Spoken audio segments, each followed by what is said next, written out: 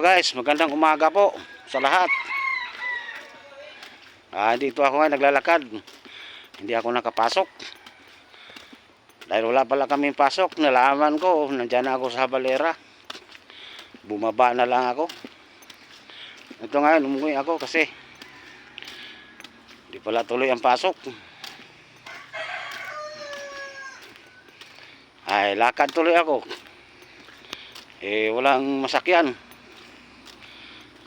Yan maulan-ulan pa.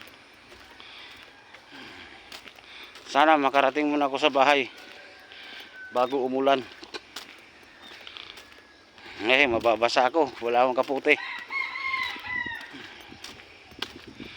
Yan kita nyo nilalakaran ko. Yan.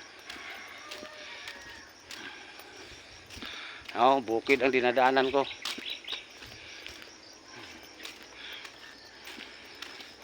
May mga bahay malalayo.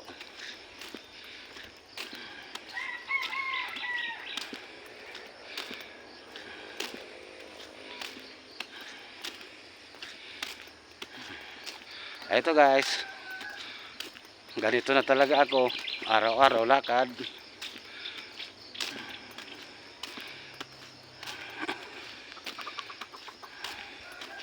Nasanayan ko na maglalakad dito araw-araw.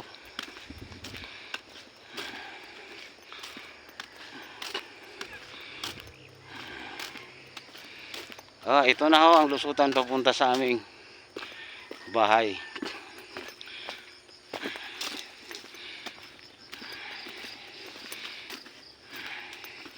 Yan ipapakita ko sa inyo yung daanan.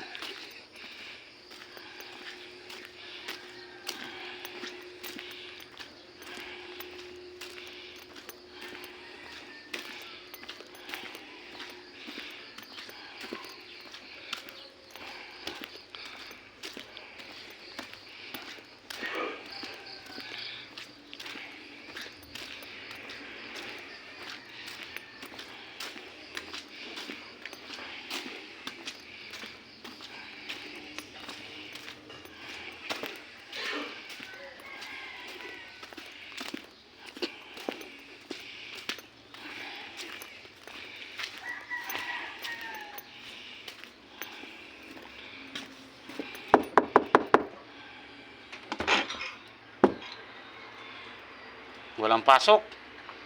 Namasahe na ako. Nabasa ko sa message, walang pasok. Sino? Nakatulog pa pala kayo eh. Ako unang nagising. Ikaw unang nagising? Tulog pa pala kayo. Wala kang pasok? Wala eh. Bakit? Nabasa ko sa GC dyan habang nanakbo kami. Kita buti, nabasa ko sa cellphone. Lahat walang pasok. Kasi nag-prepare ng ng materials para sa shutdown. Ang sinabi doon, huwag gumawa ng sariling schedule. Kasi may bayad naman ngayon. Di bumaba na ako. Bayad. Kaya na hindi na kayo pumasok. Hanggang Habalera, bumaba na ako. Kasi sinabi doon, kailangan na walang gumawa ng sariling desisyon, sariling schedule. Sumunod. Di sumunod ako. Sabi ko nila sa driver, boss, bababa ako. Kasi wala akong pasok. Sa Habalera ka na? Oo. Bababa ako. Yung iba, nagsauwian. Ang iba, ang nakabasa sa GC, hindi na pumunta. Ayaw pumasok. Mamuying. Hello guys. Balik. Hanggang dito na lang tayo. Nakarating na ako sa bahay. Salamat.